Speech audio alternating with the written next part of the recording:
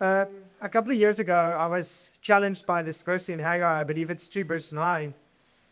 Haggai is a prophet in the Bible, a lesser prophet, so I figured that's appropriate considering the topic of what we're discussing today. And he makes this incredible statement. He says, "And all the earth will be covered by the knowledge of the glory of God as the waters cover the sea." And this thing has been challenging me because I've been asking God, okay, so what does it look like when my city is known as a place that is known for the manifest presence of God? What does Tshwane look like when the knowledge of the glory of God covers it as the water covers the sea? Because if I do not have a picture in my mind when I think about my city, of what this city looks like when that is the reality, it makes it very hard to steward us into that reality. And I've been journeying with God about this kind of conversation. What's wrong? Yeah, I'm not going to need it. Thank you. So he took me to the story about Zerubbabel and Joshua. Do you guys know these two characters? So I want to create some context, because this context is really important for us to understand what's going on. So in the time of Jeremiah, another prophet, he says some stuff to the Israelites that's not comfortable. He tells them, guys, there's going to come this other kingdom, and they're going to take you into captivity, and it's going to suck for 70 years, but, embrace the suck. Just go with the suck. It's good for you. Build houses, build businesses, do the things. Commit to the move, because it's 70 years of suck. So make it as little suck as possible. And so that's and obviously Jeremiah is not very well liked, because when we get prophetic word, we want the cool stuff. This is not Jeremiah's calling. He gives us some really abrasive stuff. And so all of this happens, and they rebel against it. And so Nebuchadnezzar eventually, he just took a little bit of them into captivity. Then they rebelled, they took more of them into captivity. Then they rebelled a third time, and he destroyed the temple, and he took them all into captivity. So alas, the sucking has now completely started. And so in this context, we know that God positions Daniel, and Daniel is there as a voice of God to influence the rulers of this other kingdom towards this final objective. And then something fascinating happens. The Persians come and they conquer Babylon under King Cyrus. And this is exactly 70 years after they were taken into captivity, and that is exactly how long Jeremiah said this process was going to take. And King Cyrus makes a fascinating decree. He says, go back and rebuild your temple. So in the mind of the Israelites, Cyrus is the savior. It's a political move for him, and there's reasons why he's doing this, because he didn't take them into captivity, so he's kind of a nice guy, and this is his God-King narrative, and so all of that works towards the advantage of what God said was going to happen. So, two guys go back. For the first time, they go back to Jerusalem. Those two guys are Zerubbabel. Now, Zerubbabel is an interesting character, because technically, while they are in captivity in Babylon, he is the son of the person who was the king of Judah. So he is the representative of the Davidic royal line. He is the prince of Judah, although he is in captivity. So he's a statesman. And then with him goes Joshua, who is the high priest. And the two of them take a remnant of 50,000 to go rebuild the temple. That is the objective. Now remember, this is not about a building. It is about reinstating the centrality of worship in the culture of the Jewish people. Because they have been nomads. They had had no place around which to gravitate their culture, because their culture always gravitated around the temple. And when that thing was destroyed, it destroyed something about the soul of the beak. And so they are sent back to say, let us come together to understand our cultural identity, our way that we make sense of the world. And that is the worship of the Father. That is the central piece. It is exemplified, it is expressed through the temple, but the temple is not really the point, and you'll see why I say this in a little bit. And so they come to this place, and they are confronted with a challenging reality. Let's see if this works. There you go. They have this vision of a renewed city. They are excited finally this word that has been birthing things for 70 years is coming to expression, and they have expectation. And they pitch up and they realize they do not get to start at zero. And what I mean by that is the foundation that they are supposed to build this temple on is stuck beneath piles and piles of rubble. They're not starting at zero, they're starting in the negative. They have to first clear out the consequences of history before they can even start building that what God has called them to do. Right? That's not a something that is the joy down in my heart. I don't think that's the experience. The suck is continuing here, okay? So they have come with this dream, and then they immediately get confronted with the reality, and they're like, oh wow, this reality is harder than we'd thought. But they press through, and so they do the work to reinstitute the foundations of the temple. So they clear out all the rubble, all the history, all of that stuff. They get out of the way, and they laid a new foundation. And something fascinating happens. There's a strong dichotomy in the response. The young people are joyful and celebrating. They're not like, behold, the new has come, it is fantastic. And the old people, weak. Those who saw the glory of the former temple, weak, because they realize that this foundation is a lot smaller than Solomon's temple was. They immediately get so despondent because they recognize that this thing that is happening will never replace that which was lost. The new generation doesn't care because they're seeing what they lost. They didn't lose it. The old generation had a very different reaction. And so in this context, it is conceivable that with that kind of very dichotomous response, some of the energy goes missing. Because now all of a sudden, if you were expecting this greater temple than what you had before, and let's say that's half of the 50,000 people, and they now see, listen, what we're busy with is not even slightly measuring up to what we expected. How committed do you think that portion of the conversation is to the mission? Because the expectation they had is going to be gloriously fell short of. And all of a sudden they're like, this has no significance. It does not carry the meaning. And immediately distraction sets in. And now resistance starts to happen. Oh, we still, okay.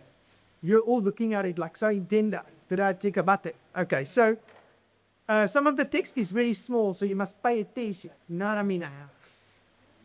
So the consequence of this is 16 years of silence. For 16 years, after they celebrate this new foundation, and some absolutely don't celebrate this new foundation, they mourn it. For 16 years, nothing happens. All the momentum is lost, partly because of an unrealistic expectation that was not met for the former generation. This is fascinating. And then resistance sets in because obviously the enemies of Israel don't want Israel to reinstitute the centrality of worship into their culture because they know the absence of that makes them weak. And so they start lobbying and they start doing things. And now there's geopolitical shifts. So King Cyrus dies, King Darius takes over. King Darius knows nothing about what's going on. And so the work stops. It is impeded. There's political challenges. And then eventually they come to a point where they are encouraged by two prophets. And this is an important conversation. So the first one is when Haggai comes to them and he says, the foundation was laid, but now you have built paneled houses, and while you live in paneled houses, I do not have a house, says the Lord.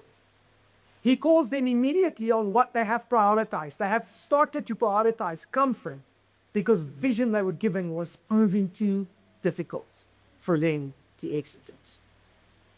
But then he does something really interesting. He changes the perspective. He challenges the narrative and he tells them, the glory of this house shall transcend the former.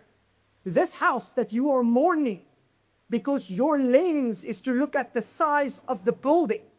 I am telling you, you do not understand the glory of this house because its size is not the point. It is going to usher in the Son of God.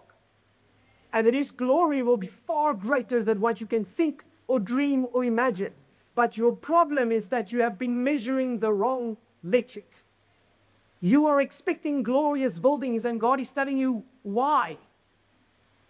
And so immediately he shifts the focus and he reunites this congregation, and he says, guys, you are focusing on the wrong thing. This is about what is to come, not what is happening. And you are ushering in something new. Fortunately, he sends a second prophet, which is the prophet Zechariah, kind of at the same time. And Zechariah brings a very different perspective. Because now, remember, this is even mixed of all of this politics. So now they have been given hope again. The vision has been restored. The value of the work has been reframed into a different logic. Does this make sense? Because they thought it was not valuable. God helps them to understand that this is incredibly valuable because they are using the incorrect lens. So the work now has meaning again. But they still don't know how to do it. There are external forces that is inhibiting the work. And then God does something excellent. He sends Zechariah, and Zechariah shifts the perspective. He tells us this incredible vision about the sons of oil. These two trees, these olive trees that are constantly dripping oil into this golden lampstand that will never its light run out.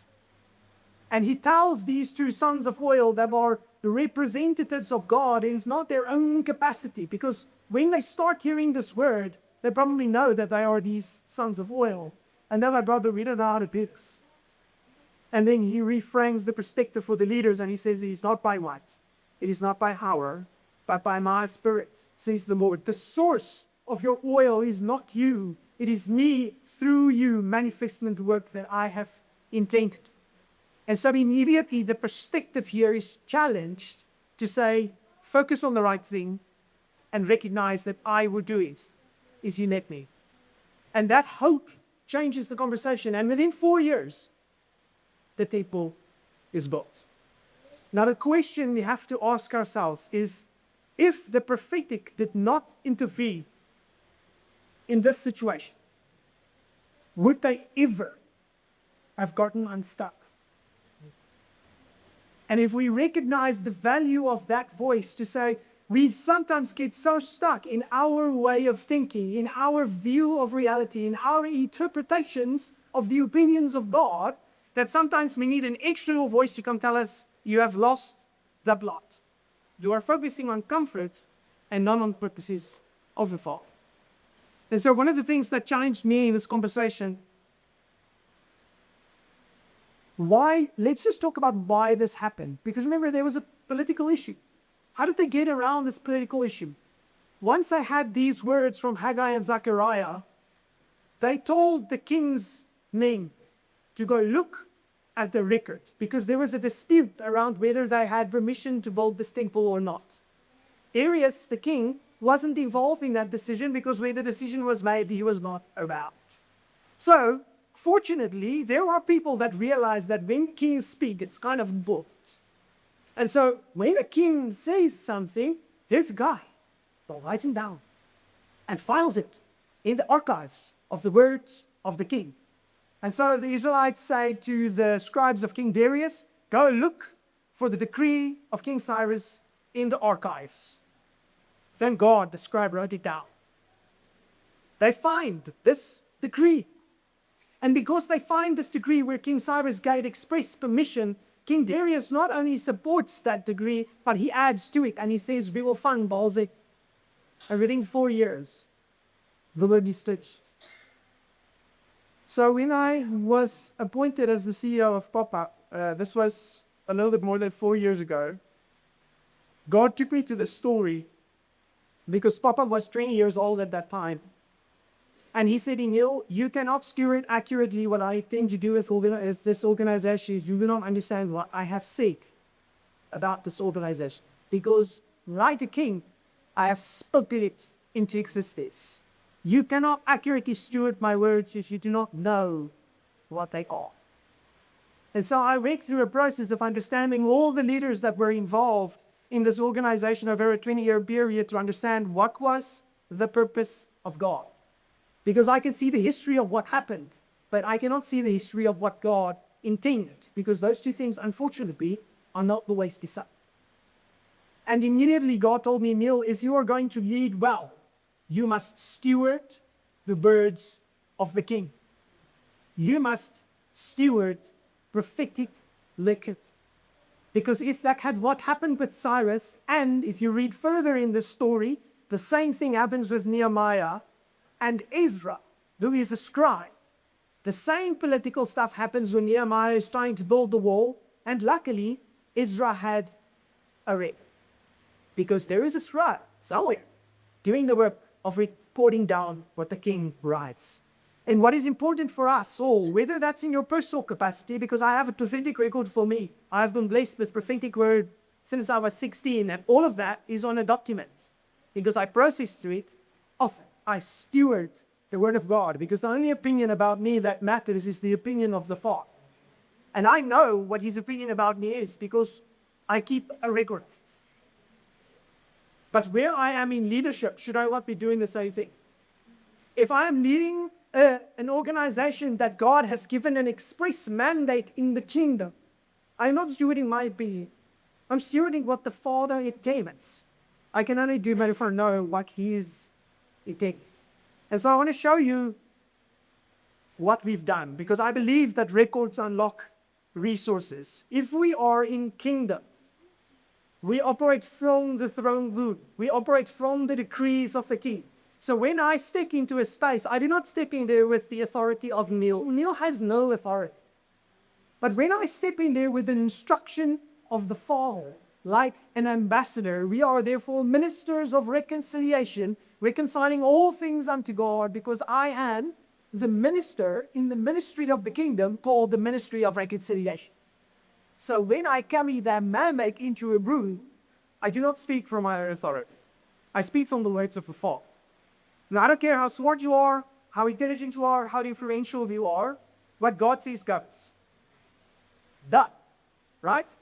So something happened in recognizing that if I now start working with the intent of the Father, his word does not return empty. He will always resource what he intends. Whether I can estimate or understand or control, that is not the point. But my activity is not defined by possibility. My activity is defined by God's intention. That's how faith works. We cannot accurately live by faith and not by sight if I do not know what God is ordaining me for. And so I want to show you what that looks like practically. So this is a snapshot. Obviously it doesn't look like this. It's a Word document, but this just expands, but it's the same subtext. This is a snapshot of what our prophetic record looks like at pop-up.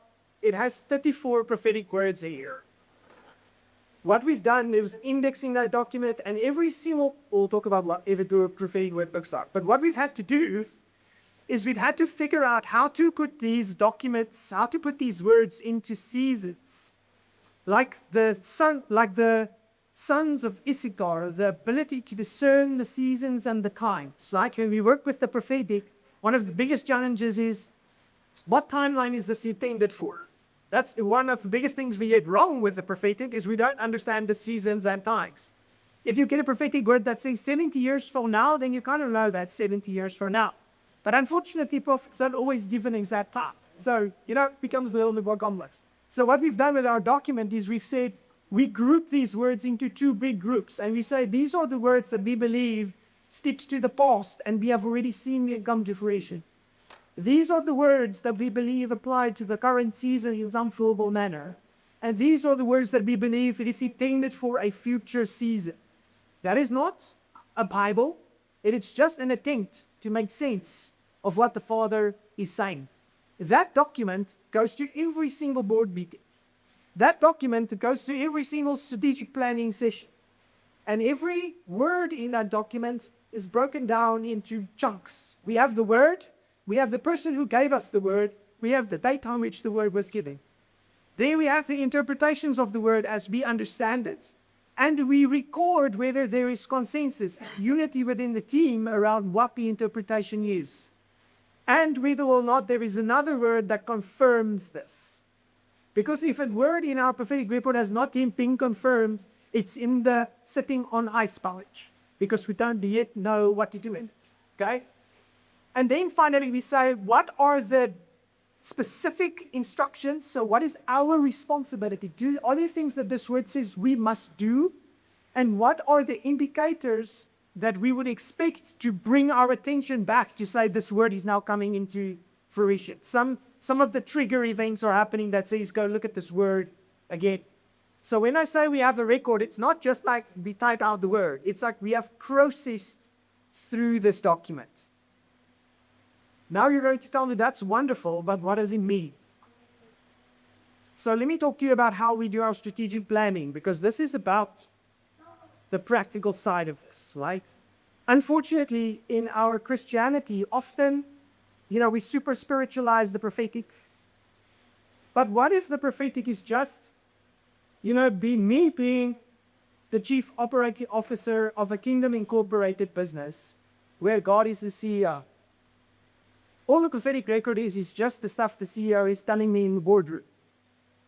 And then the question is, okay, so what do I do with that information? So if this is just me responding to the instructions and the wisdom and the promptings of the CEO, it becomes a lot more practical. It's not a very spiritual thing. There's stuff that I need to do and steward. And so one of the ways that we've done this is you said, okay, every year we have a planning cycle in our business for strategy. We call it a governance process. Whether you agree with that or not is not the point. And in June, we have a breakaway. And at that breakaway, we give prophetic teams to minister to our entire executive. And we say, we want to start with what God is saying. That is the starting point. We don't start with our opinion. We don't start with what happened last year. We start with what is the Father saying, because he gets to veto whatever he wants. It's his business, right? And so the starting point is, let us hear outside of this room, and then we see if there's resonance in the room, and all of that gets recorded in this document. But remember, those words are not interpreted in isolation. It's not like some random guy.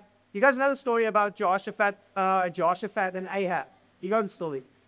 I digress. I'm doing a Trump thing. I'm weaving. Okay, so hear me out. Ahab wants to go into a fight with the Philistines, and he says to the king of Judah, Jehoshaphat, who is a God-fearing man, why don't you come join me? And Jehoshaphat's like, okay, but can we at least hear from the prophets? And then Ahab has these lots of prophets there, and they all proclaim, sure, you will have victory, and it will be fantastic.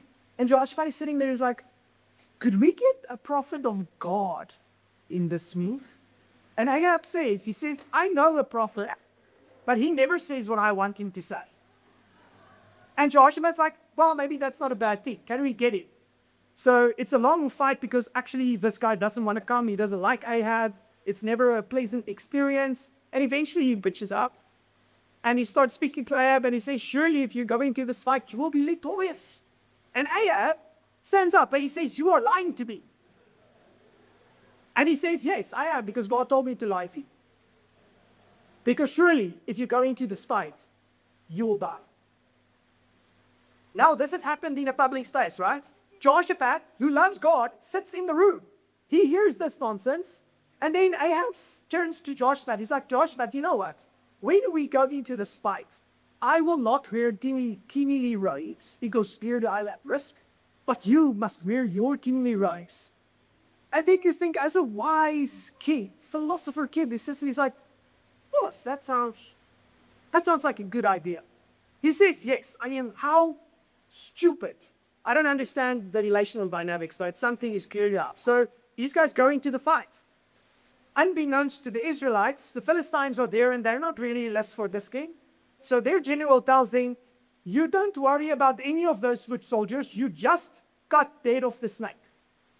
So the whole army standing there, they're like, where's the king? Where's the king? You see the guy in the fancy clothes. They're like, all of us, we just run after that guy. All the arrows, all the swords, all the horsemen, just take him. The fight starts because, it's like ready, set, go. And then they go and they run after this guy. And Jehoshaphat realizes he is in deep trouble. Now, he get nothing right. He did nothing right. He says, God, save me. And God opens up their eyes and shows them this is not the king they're ready to kill. And they're even alive. That is grace. So just in this whole conversation, let us acknowledge that we get stuff wrong sometimes. But it is never too late to say, God, I messed up. Okay?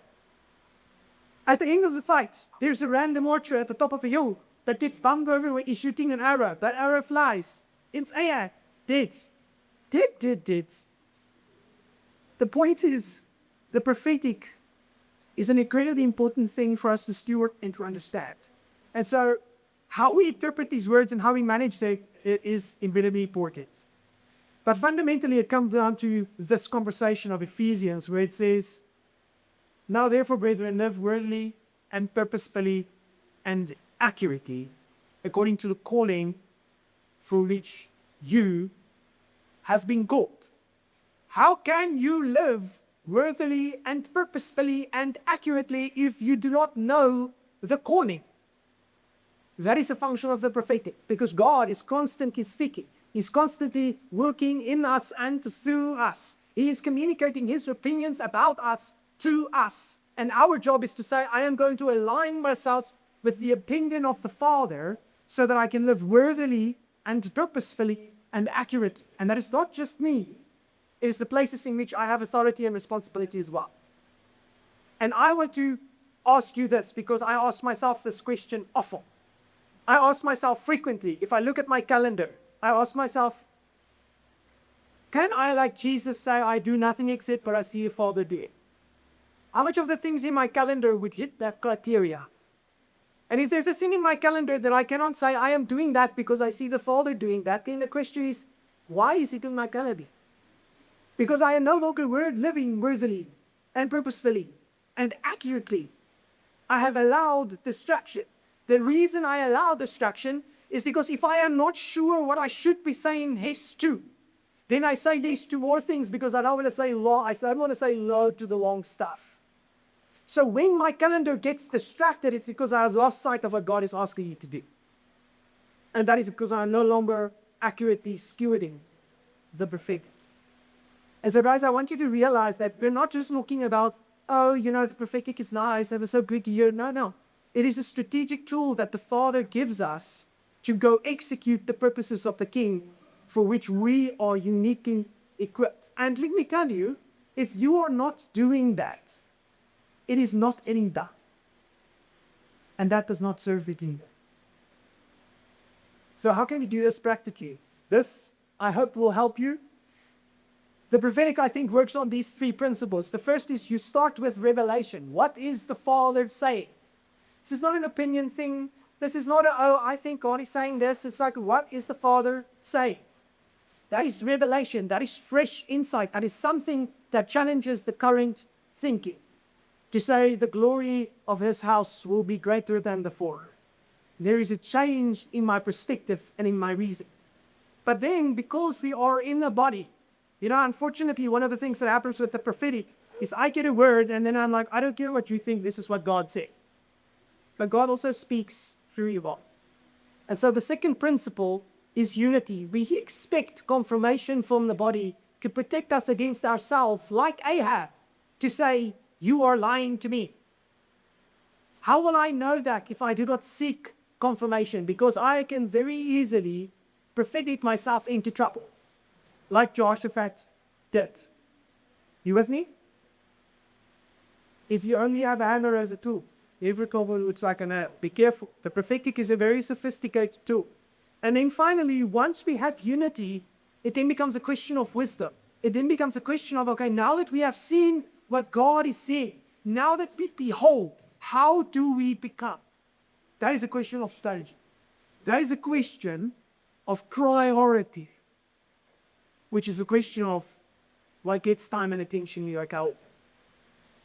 And if we cannot break it down to that level, we do not understand the revelation yet.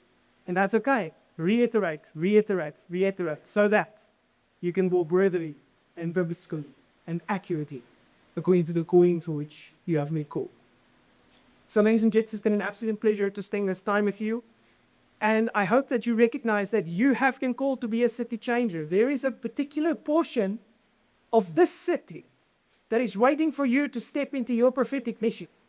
Because you have God colors in you that God has ordained from the beginning of the world. And he is asking you, will you come deploy them in service of my agenda? Because that is where you will live freely and lightly unforced shows of grace. This is not something you have to force. because it is how you were designed to be. Jesus says, come and walk with me and work with me, and I will show you how to live freely and like any unfirst to express. That is the invitation. And you cannot outthink God. You cannot come up with a better idea than the revelation that the Father is giving you, because he is outside of time and space. He has seen what you have not even considered. And you would be foolish to think that you can have a better plan for your life than God does. Because the assumption you're making is that God is not a good father, and that he does not have plans to prosper you and not to harm, to give you peace. And so, I hope that you recognize that you have been empowered. You can hear the Father. The Father is constantly speaking. This is not a special gift that only some people receive. If God is a father, I have 3 boys. I want to speak to all of them. It's not like I said, no, I only speak to my eldest and then he must tell the younger ones. That's not how fathers work. Okay? I can say that, and as you know, I am just an earthly father. How much more our Father in heaven is going to say, I want to speak to you about what I had in mind for you. I want to speak to you. And perhaps a closing note. In this, I discovered something about accountability. It is impossible for me to hold somebody accountable if I do not understand the purposes of God for that individual. Because accountability is about bringing you into alignment with God's opinion. I cannot accurately steward the direction of the lives of my children if I do not know what God is saying over my children. I cannot accurately steward an organization or a team if I do not know what the Father is saying about those individuals or those organizations. So let us take seriously the opportunity that we have to live worthily and purposefully and accurately according to the beliefs which we have involved.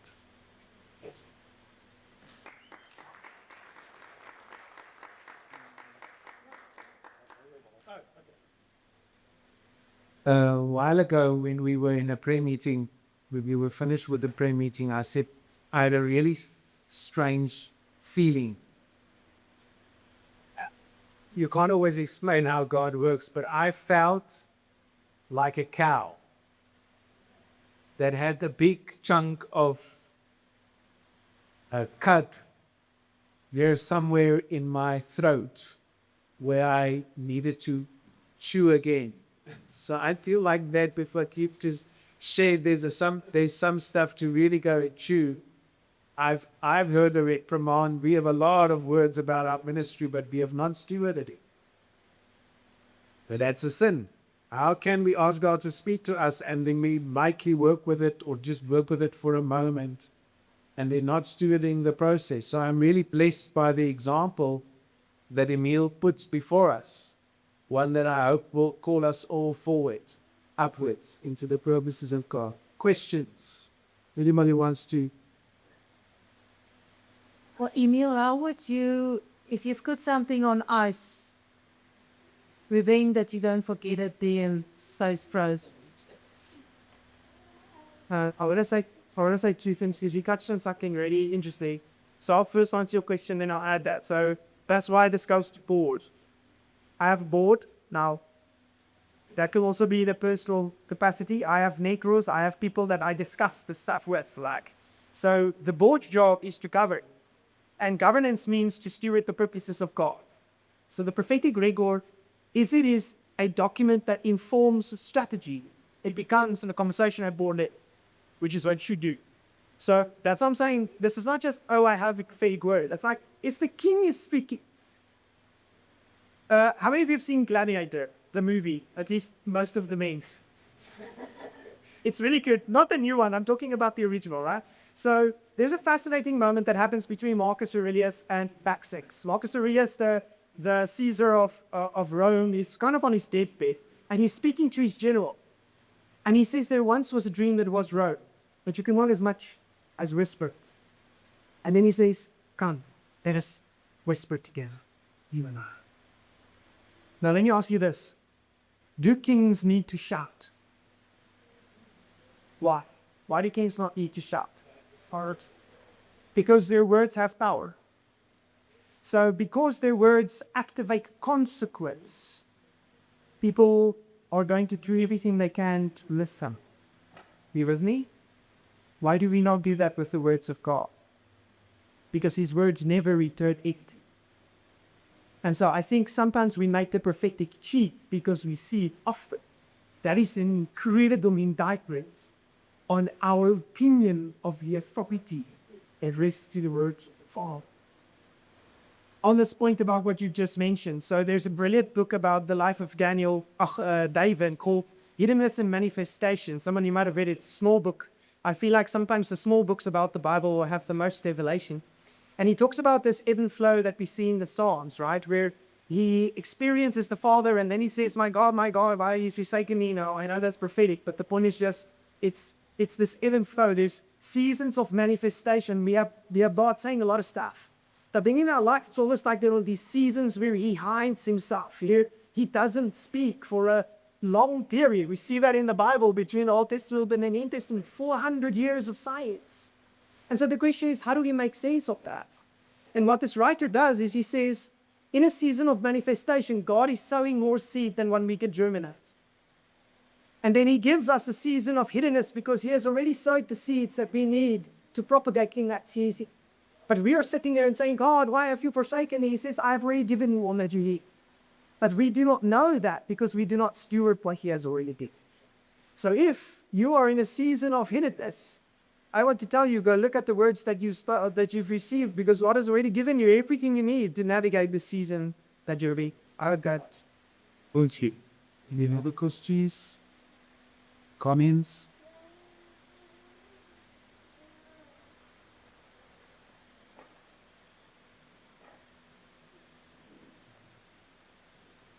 And how can I urge when you were talking? And I just want everybody to scan in that purple of them as Paul has here at the back. And you to be your praise was use your new, not like I feel it, oh, can I do it? They are city changers that will really have the knowledge, and through the Holy Spirit, they will guide you. I know I started in 2020, 14, 15 with Leo, and the Holy Spirit did do the miracle. With your wisdom, with your pressure, I can continuously be holy, and you've got like you've been empowered. So just scan all the places where you can see how we can be part of the city changes. Thank you.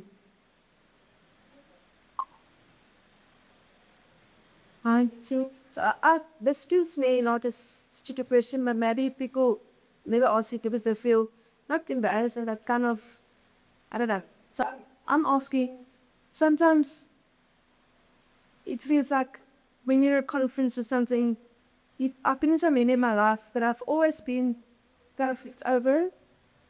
So I get emotional because sometimes I feel like God is not seeing me.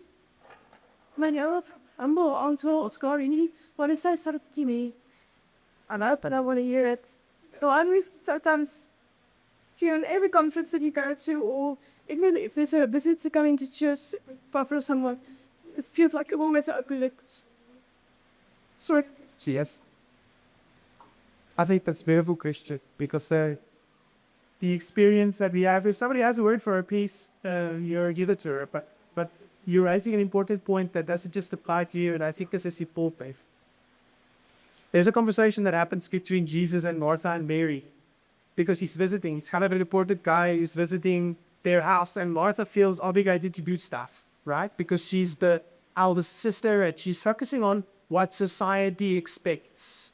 She's doing the dishes, but now, I had a mom like that, where when she feels you should help her and you're not being, the way she packs the dishwasher gets more intentional. He's like hearing some sounds from the kitchen. And so this is what Martha is doing. She's starting to pack the dishes really loud because Jesus is sitting there and he's cooking to you. And then eventually she comes out and she's not mad at Mary. She's mad at Jesus. She says, Jesus, why don't you tell her to help me? Because clearly this is unjust and unreasonable. And he looks at her and he says, Martha, Martha, you are trying to come to idiots. And one thing is necessary. You do not need to wait for someone to tell you the opinions of Paul, because Jesus is already pouring it out. They say, don't go look for my words from other people. I want to give you my opinion that it. He said, "Don't you know, be like me, we can sit at my feet." He says, the suave says, she has chosen the portion. Your best portion is to say, I go sit at the feet of Jesus because we has peace. Right. And they're so special that they're away from the Lord. Yes. Guys, we have somebody that implements this way of functioning in their organization. So please ask questions.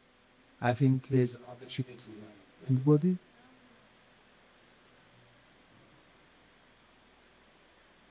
Stood. Slide the hand. We must put it up boldly.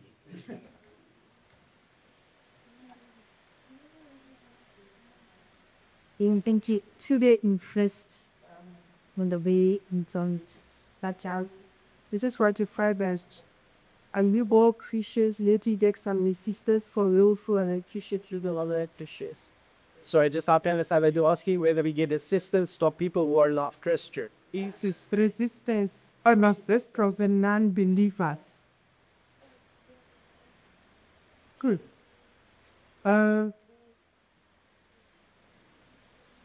I'm going to try to answer in my experience, because obviously we're a Christian non-profit. Our board is all Christian. Our management is all Christian. We don't only work with Christian people, but I also use strategic consulting, and that is very much not from the Christian space. So I have a counter example for you.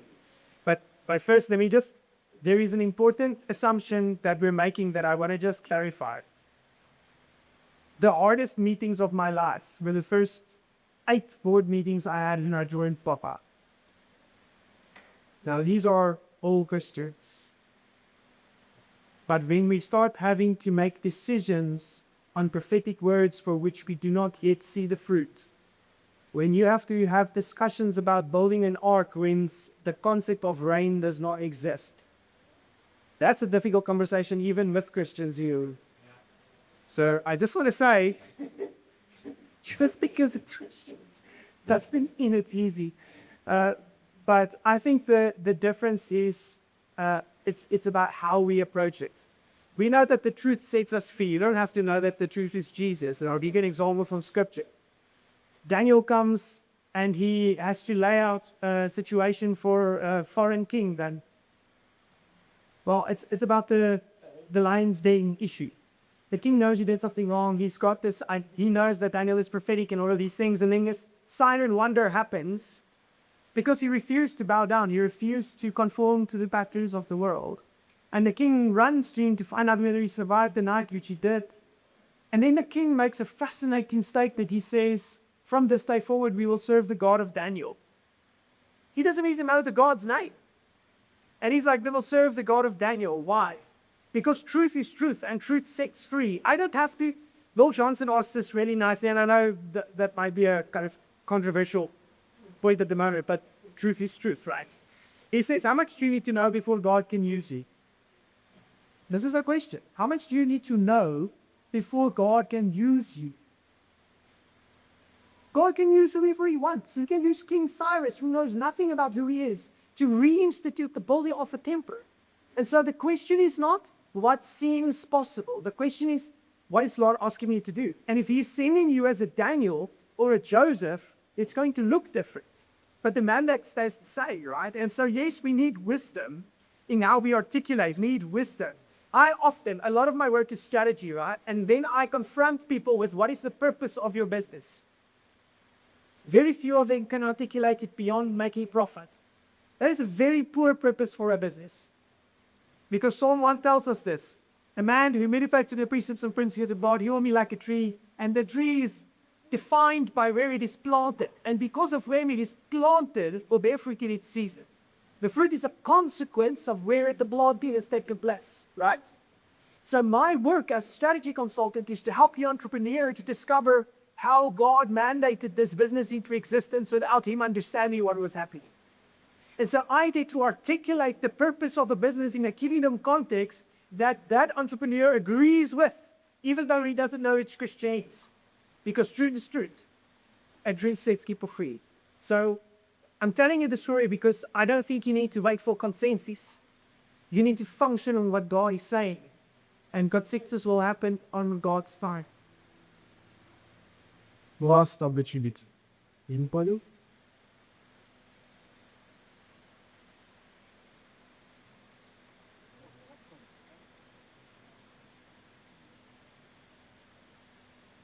I just want to find out, have you ever been infiltrated? And if yes, like in the music scheme, trying to, And the car organization. Yes, and if yes, how did you manage to overcome it? Or how can you give people a prize? Because there are those that gets planted like they do the churches now, just to bring down the name of God or to frustrate them. It's maybe asking this. So I've had similar experiences. I don't think it's formula. So that's I might give you my experience. But what I want to challenge you with is when you are infiltrated, is God surprised? Is God caught off guard? So it doesn't matter.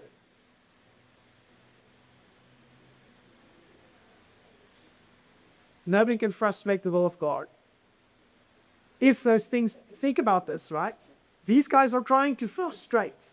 And they are getting it right because the Israelites have lost focus on what matters. It's not the frustration that's causing the delay. It is the lack of focus because they got disheartened by the size of the freaking foundation. So because the foundation didn't look like they expected, their hearts sank. And that allowed them to lose focus, and that allowed the infiltration. And what the prophets do is they say, guys, you don't have to sort out those guys that are trying to infiltrate. You have to counter with truth. I will show you where to go find the truth. It's in the archives of King Cyrus. But they only hear that when they change their focus. So infiltration, I am not a victim in kingdom. In kingdom, we are never victims because we will fight from the throne room. So if I recognize the authority I represent, the question is a wisdom question. It's not a strategy question. I don't have to navigate an enemy. I have the functional degrees of the Father because they will not return empty, irrespective of what the enemy is trying to do, because he is a Lincoln Kun. He has no power or authority beyond what I give him. And I refuse to give him authority. That doesn't mean it doesn't happen. It just means my posture to him is not as a victor, because I am more than a conqueror in every situation, right? Yes, and I think that Nehemiah was a good example of it when they wanted to distract him. He said, I can sit down and busy with important work because he knew what he was doing. And if we do kingdom work, we are all busy with important work. None of us are unimportant in that process. Thank you, Emile. We definitely gave language to a lot of things I think that we needed to hear. So praise the Lord for his obedience and his many years of obeying God, his stewardship.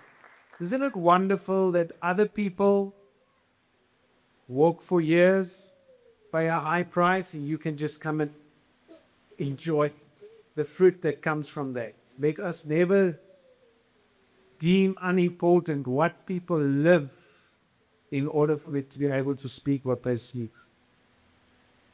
Thanks, Ian. I just want to thank Emile as well. Thanks very much. But I want to comment on a few things. The first thing is that, and in response to Lisa, Emile was not just looking for a prophetic word when he became a CEO of Bob. What he did was to go and look for the words which are being spoken about the organization.